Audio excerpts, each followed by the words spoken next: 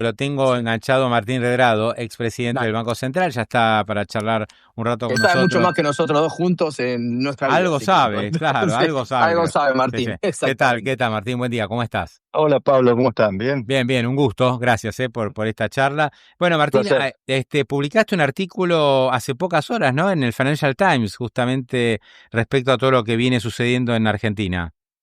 Sí, más que en la Argentina, sabes que la tensión que se ha dado entre los bancos centrales y los poderes ejecutivos, y en particular en los Estados Unidos, entre el presidente Trump y el presidente de la Reserva Federal, Mm. ha vuelto a poner Está bien. como caso de libro de texto el enfrentamiento mío con la presidenta Kirchner por la intervención que quiso tener en el Banco Mm, Central, en ese caso para poder manotear las reservas. Y el Financial Times tomó distintos ejemplos internacionales sobre intervenciones del Ejecutivo y bueno, hace un mes me llamó un periodista, me preguntó mi opinión, le di mi opinión y sobre todo qué lecciones se podía mm, sacar de ese episodio y yo le decía tres. La primera es cuando hay una intervención de esta naturaleza, hay que llevar el caso a la justicia. En mi caso me tocó la suerte de tener una jueza independiente que hizo caer el decreto que le manoteaba 6.500 millones de dólares al Banco Central y me restituyó también en el cargo. En segundo lugar, ir al Congreso y en tercer lugar, hacer el caso público para que la opinión pública se pueda enterar. Le gustó el enfoque como a este periodista como lecciones para otros bancos centrales en el mundo y entonces me pidió que escribiera un artículo y esto salió publicado el día jueves en el Financial Times ah, donde bueno. dice, bueno, lecciones que, sobre todo los efectos también que puede tener manotear un banco central, que puede tener alguna ventaja de corto plazo. En Estados Unidos bajar quizás la tasa de interés más rápido, pero después tiene un costo en credibilidad que, bueno, lo vivimos en la Argentina con cepos, inflación, estancamiento económico y todas las consecuencias que se vivieron. Nos costó 15 años, ¿no? Ya nos lleva costando 15 años aquella ofensiva sobre el Banco Central, porque fíjate que de lo que estamos discutiendo hoy es justamente eso, ¿no? La falta de reservas, la imposibilidad que tiene el Banco Central de acumular reservas. O sea que ya desde hace 15 años que venimos arrastrando esta cuestión. Sí, fíjate que lo dejamos con 50.000 millones de dólares contantes y sonantes.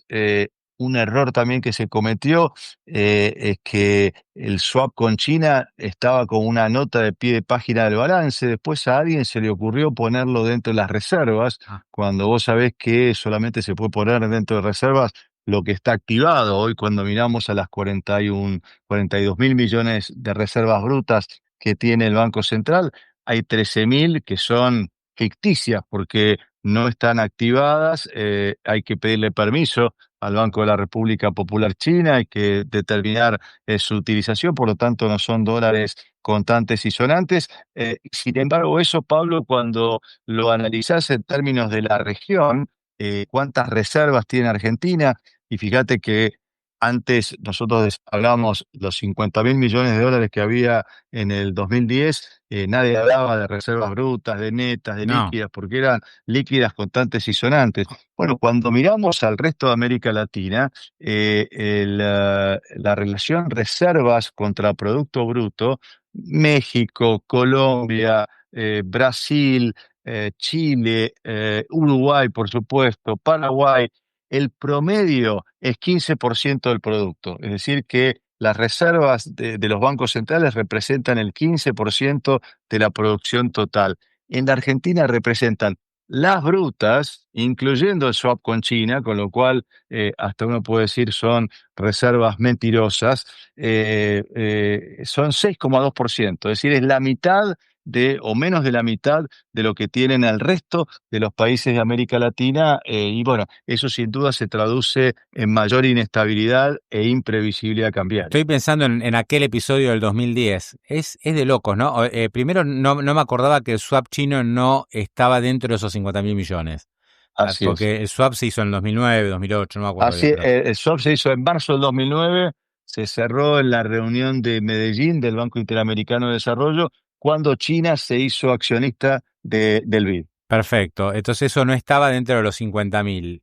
Y después Así es. pienso que Cristina se va en el 2015 cuando ya, bueno, se termina el segundo mandato de ella, que logró la reelección, Así con es. reservas negativas en el Banco Central. Ya no había Ya reserva. Exactamente, exactamente. Lo que fue, por eso, como decía en el artículo del Financial Times, puede tener ganancias de corto Mm, plazo.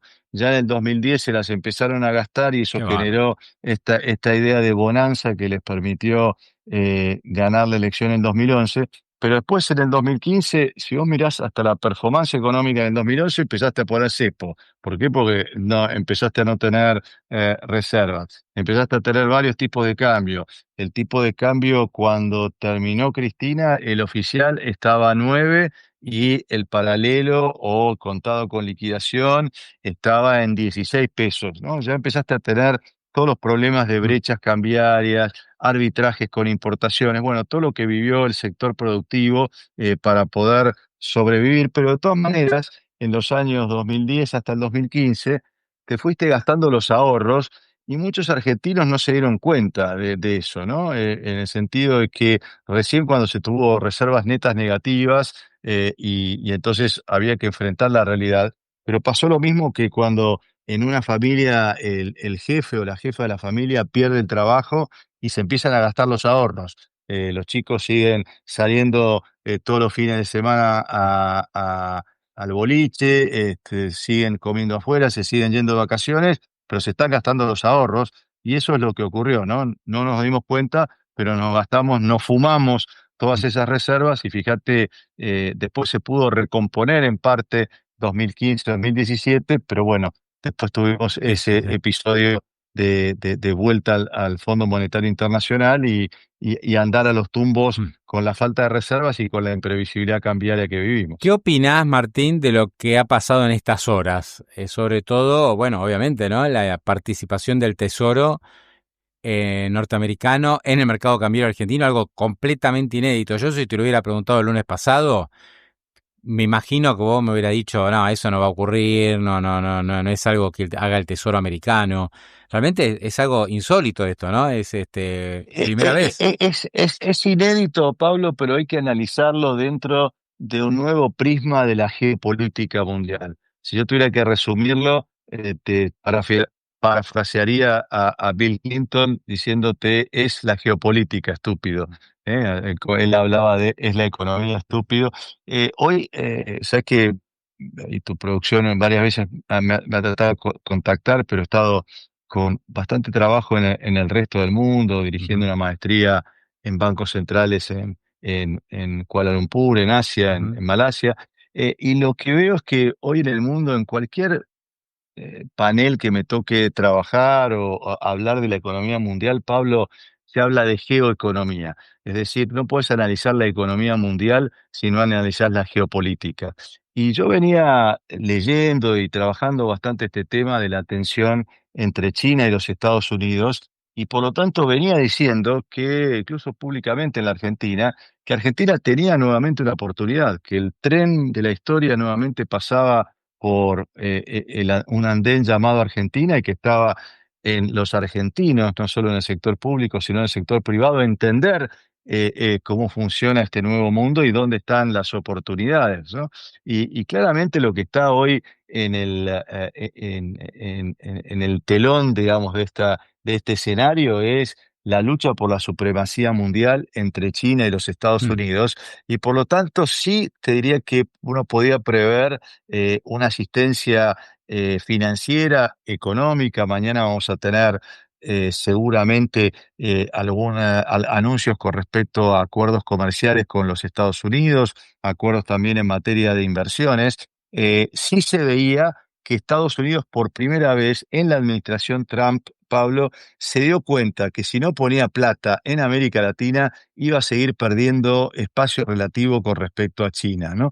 Yo solía decirle a funcionarios de distintos gobiernos norteamericanos cuando me planteaban el tema China, decía, mire, cuando uno se reúne con uno de ustedes, sea un secretario de Estado, subsecretario o funcionario técnico, lo que obtiene de un funcionario norteamericano es un consejo.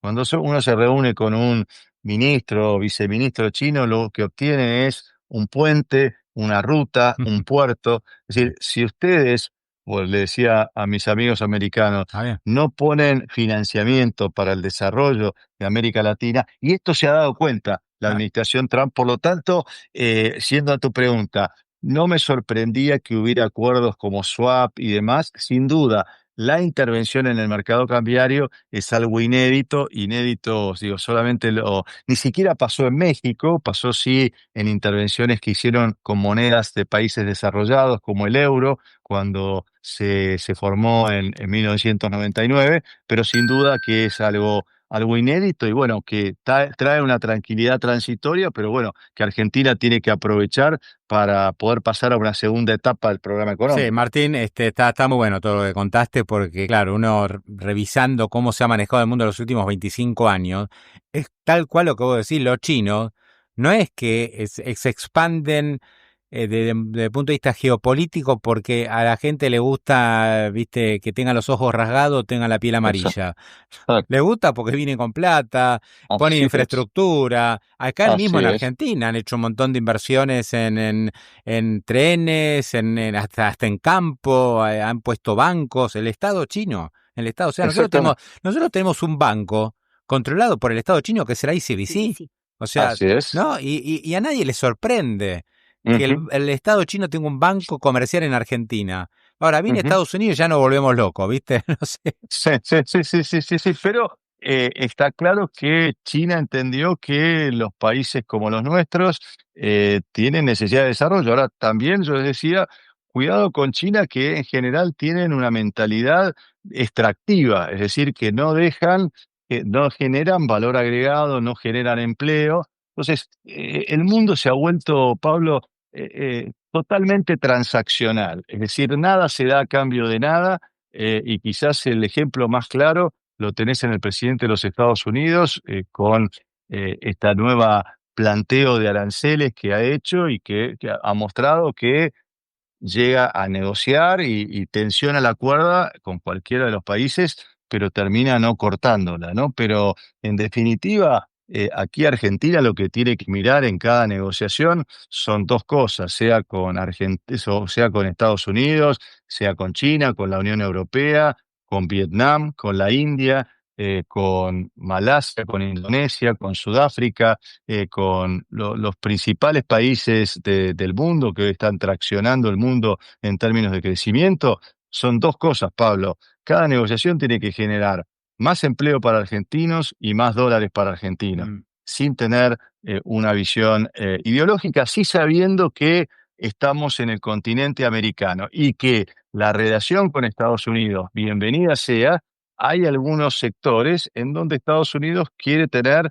exclusividad en infraestructura ahora, y lo estoy viendo también en distintos proyectos del sector privado en donde estoy trabajando, por supuesto en armamentos, en centros de base de datos, en inteligencia artificial, en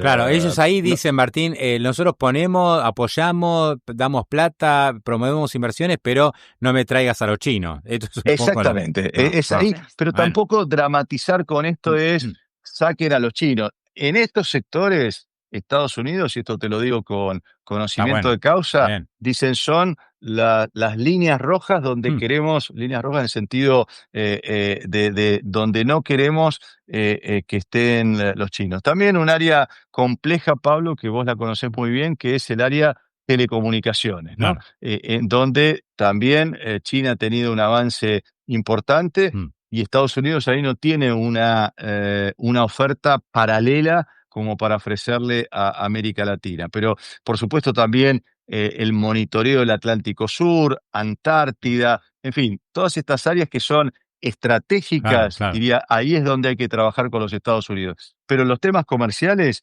Argentina debe tener la habilidad de poder negociar con todos aquellos países que generen más dólares y más empleo para Está nosotros. bueno. Está Leandro Gavín también con nosotros, que previo a la charla, Martín, que estamos teniendo, él planteaba algunos reparos, ¿no? Respecto a esta intervención del Tesoro. A ver. Leandro, te escucha Martín Legrand. Sí, no. ¿Cómo andás, Martín? No, más ¿Cómo que estás, Leandro? reparo, bien.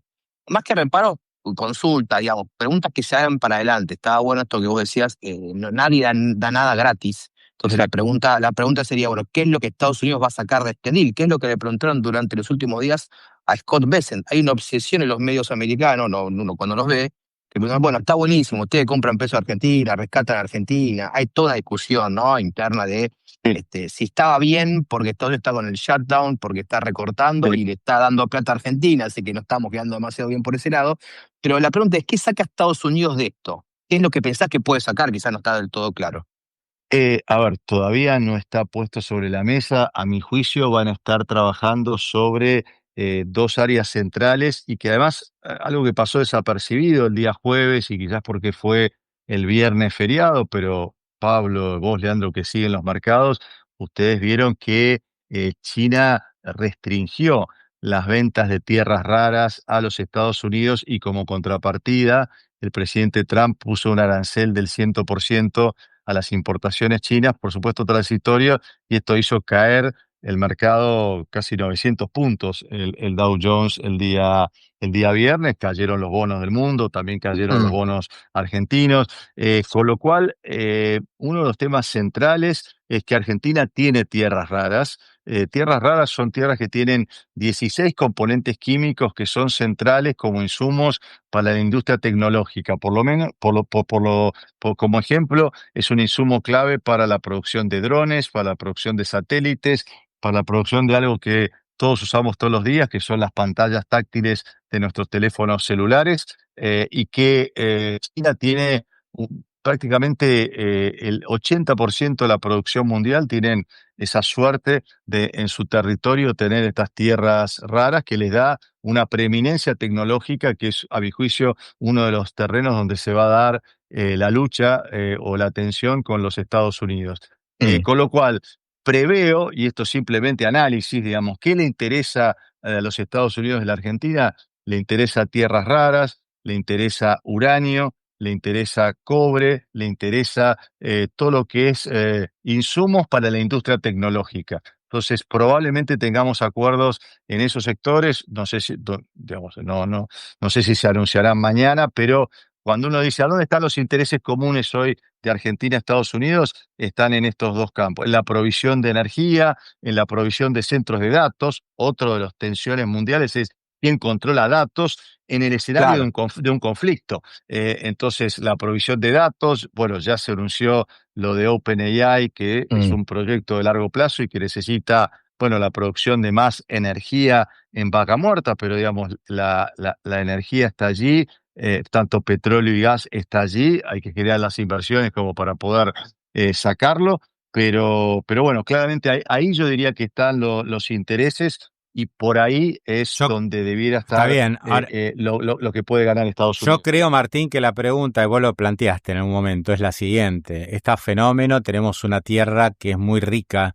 Argentina tiene un vasto territorio y aparte muy rico, digamos, en recursos naturales.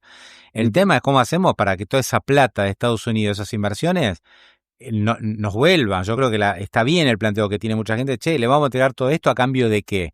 ¿Que ¿En qué nos van a ver? Ujú. ¿Que ¿En qué nos va a beneficiar esto los argentinos? Porque, no sé, yo pongo como ejemplo, ¿no? Por ejemplo, los indios, vos conocés todo esto. Sí. Los indios invierten en Bangladesh. ¿No? Pues Ujú. Bangladesh tiene preferencias arancelarias para vender Así textiles a es, Estados Unidos. Listo, hay un así montón es. de plata de indio en Bangladesh. Ahora vos ven, Bangladesh es el país más pobre del mundo. Entonces vos decís, ¿de qué le sirve al pobre ciudadano de Bangladesh que los indios pongan plata para producir? No sé, no le redunda en ningún beneficio. Bueno, la clave justamente es de este lado tener la habilidad negociadora para decir, señores, ustedes van a generar inversiones, tienen que generar empleo argentino, tienen que utilizar proveedores argentinos, es decir, utilizar la cadena de valor que pueda producirse aquí en términos de, tenemos hablaste de recursos naturales, pero también recursos humanos altamente capacitados. Es decir, tiene que generar, como te decía antes, cualquier inversión que venga de Estados Unidos o donde venga, más laburo para argentinos, más empleo, empleo en blanco sobre todo, que es lo que está faltando. No hablamos de este tema, pero hace 15 años también que tenemos estancado el empleo formal en 6 millones de trabajadores y por supuesto la generación de exportaciones. Todo esto cuando uno habla de centros de datos, cuando uno habla de generación de energía, tanto energías renovables, tiene que ser para generar más dólares de exportación. Creo que por ahí, y por supuesto, ahí estará la capacidad negociadora de la Argentina de, bueno, qué logra la Argentina no solo en la parte financiera, sino en la parte productiva, que es realmente lo que nos va a permitir ser sustentables en el corto, en el mediano, en el largo plazo, para dejarnos de pasar la gorra cada 6 meses. Martín, ¿cómo te imaginás, y ahora ya te cambio de tema para la cuestión más financiera, local, del hora a hora, ¿no? ¿Cómo te Adelante. imaginás el funcionamiento del mercado local cambiario a partir de ahora? Viste, acá se dieron algunas definiciones, que siguen las bandas, que el Tesoro americano va a intervenir. Ayer dijo Caputo en el mercado spot, como lo hizo el otro día, pero también en futuros, que el swap va a ser eventualmente para comprar deuda, es decir, la Así plata es. del swap se usaría para repagar deuda, con lo cual ahí estás reduciendo mucho riesgo de default. ¿Cómo sigue todo Ujú. esto?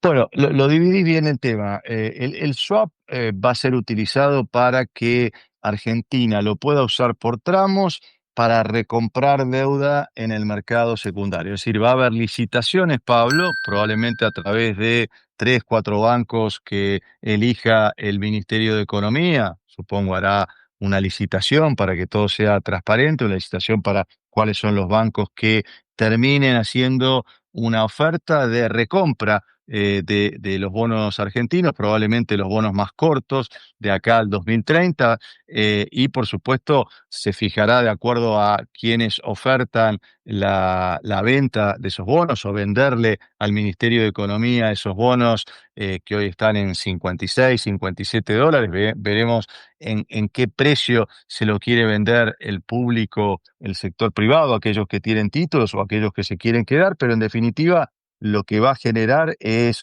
una suba del precio de los bonos y una reducción de la tasa de interés, con lo cual vamos a estar más cerca o es un puente que nos va a acercar a los Bueno, mercados voluntarios de crédito. En cuanto a la intervención cambiaria, mi visión es que va a ser transitoria, que no va a ser con montos muy importantes. Yo creo que la señal ha sido muy contundente, como lo decías vos en tu pregunta, que ha sido inédita. Por lo tanto, no veo que el mercado le vaya a pulsear al Banco Central, por lo menos en los próximos días. Sí está claro que los cantidad de minoristas que viene comprando dólares y las últimas cifras oficiales del balance del Banco Central nos muestran que en el mes de agosto 1,5 millones de personas compraron dólares por 2.300 sí, millones de sí. dólares, con lo cual lo que estamos mostrando es que ahí las palabras de Bessent no creo que lleguen a ese No, inversor minorista que sigue haciendo compras claro, minúsculas, pero claro. que, Sí, sí, sí. que van sumando, ¿no? La Con lo compra cual hormiga, la compra hormiga, exacto. la compra hormiga, que Sí, no sí. son de los grandes Mm. financistas ni de los grandes fondos de Ah, inversión, y por lo tanto, bueno, Argentina tiene que encarar, Pablo, no solo un tema cambiario, sino un tema de competitividad de nuestra economía, de nuestros sectores productivos, con una agenda que a mi juicio debe ser acordada con los gobernadores que resulten ganadores, con aquellos que son cercanos y quizás no tan cercanos al gobierno, pero que puedan tener una agenda común en donde converjan los intereses. A mi juicio, esa agenda común tiene que estar en la reducción de impuestos, tiene que estar en obras de infraestructura que bajen los costos de logísticas, tiene que estar en una nueva política exportadora que claro. nos permita bajar aranceles para la producción de todo el país en el mundo, que nos permita bajar la tasa de interés para que las pymes puedan tener acceso al crédito. Bueno, en fin, hay intereses convergentes entre gobernadores y el gobierno nacional, y yo creo que esos intereses convergentes se pongan sobre la mesa Y entonces sí, a partir de esto uno pueda hablar de política cambiaria, si conviene o no conviene salir de las bandas. Vos sabés que yo Mm, conceptualmente, mm. porque lo hice durante mi gestión, soy favorable a un tipo de cambio único, libre, que cada uno pueda comprar y vender y ofertar, un solo tipo de cambio con acumulación de reservas. Hacia eso tenemos que ir, pero no tenemos que dejar de lado las reformas que puedan mejorar el tipo de cambio real que el tipo de cambio nominal, Perfecto. bajando impuestos, bajando aranceles para productos argentinos en el exterior. Bueno, hay muchas maneras, bajando los costos de logística, hay muchas maneras de mejorar el tipo de cambio sin tocar el nominal que genera tanta disrupción en la economía argentina. Bueno, tuvimos muchos años, ¿no?, de flotación durante todo tu mandato, por lo pronto. El dólar flotó del 2004 al 2010 sin mayores sobresaltos. Exacto, y pasamos la crisis Sí. financiera internacional, proveyendo todos los dólares que necesitaba el mercado, que pedía en ese momento, con lo cual después, lamentablemente, vino, como dijimos al principio de nuestra charla, el manotazo a las reservas, el Banco Central empezó a quedar sin reservas, vinieron los cepos, los controles cambiarios y bueno, todo ese desmadre que generó no solo en el sistema cambiario, sino también en los sistemas productivos de los problemas que tuvieron la producción argentina para poder importar insumos y bueno, todo Sí, ese sí. desmadre que después se armó también en el último periodo con las IRAs, quién obtenía las IRAs, los permisos de importación, que realmente terminaron siendo un freno para la producción Sí, nacional. yo veo, Martín, Martín, sí, sí, sí, Leandro, perdóname, dale, no, no, no, digo, una más para una adelante. pregunta para, sí, sí, una pregunta para Martín ahí. Este es el segundo, digamos, en el año tuviste el adelantamiento de los fondos, justamente el Fondo Monetario, 12.000 millones y también parte de otros multilaterales. Ahora tienes el rescate de Estados Unidos. ¿Ves que esta es una oportunidad que Argentina no va a dejar pasar, digamos, que va a hacer los deberes? Vos ahí hablabas del tema de las reservas y es algo que se le achaca bastante al gobierno, de muchas políticas que han sacado para que se liquide más y después no compraba los dólares, terminaste Así es. quedándote sin dólares. ¿Pensás que esta es una oportunidad, quizás hasta la última que tiene no el gobierno, Argentina, digamos, en esta instancia para hacer lo deber, que es comprar reservas, estabilizar un poco esto? Porque yo me acuerdo que vos estabas ahí hablando del tema de los bonos. Bueno, obviamente te va a dar una demanda artificial de bonos que te va a bajar el riesgo país, pero el día que no tengas eso, el riesgo país va a ser del que tiene que ser de la Argentina, si que compró reservas, si es que la política se ordenó, si pasaron otro montón de cosas. ¿Lo lees así como una oportunidad para que finalmente este puente sí sea el puente que nos lleve a algo más positivo hacia adelante? ¿O ves todavía alguna cuestión que haya que atacar en el medio, digamos? Si se alcanza como puente o si el gobierno tiene que hacer otra cosa. A ver, compraste tiempo. Claro. Ahora uno puede comprar tiempo para bien si haces cosas. Como te decía hace un instante, Argentina necesita no quedarse solamente con el equilibrio presupuestario y un banco central que no financia el sector público, dos activos o dos pilares muy importantes que ha logrado construir este gobierno. Ahora hay que construir sobre eso. No nos podemos quedar solamente en el equilibrio fiscal, que tiene que ser un medio para poder alcanzar una etapa de crecimiento sostenido. Y para tener crecimiento sostenido, Argentina necesita hacer transformaciones profundas en lo que hace a su competitividad. Competitividad que tiene que ver con altísimos impuestos al trabajo, impuestos distorsivos, la necesidad de formalizar por lo menos la mitad de una Argentina que está en la informalidad. Hoy Argentina tiene 50% de su economía en negro, tanto en términos de trabajadores como de empresas, y esto no es porque haya falta de nacionalismo, sino por la cantidad de impuestos, de regulaciones que hacen que para muchas pequeñas y medianas empresas, la única manera de poder sobrevivir es estar en la informalidad, con lo cual, si Argentina hace las transformaciones en materia impositiva, en materia de costos, en materia de costos de logística, de costos de exportación, es decir, si aprovecha esta oportunidad para hacer transformaciones que vuelvan a los sectores productivos más competitivos, habrá comprado bien tiempo. Si no, Mm. será nuevamente comprar tiempo para tener que pedir alguna asistencia adicional, pero bueno, en algún Mm. momento el mundo se cansa, ¿no? Claro, claro. Ya se cansaron bastante, bastante paciencia nos tienen.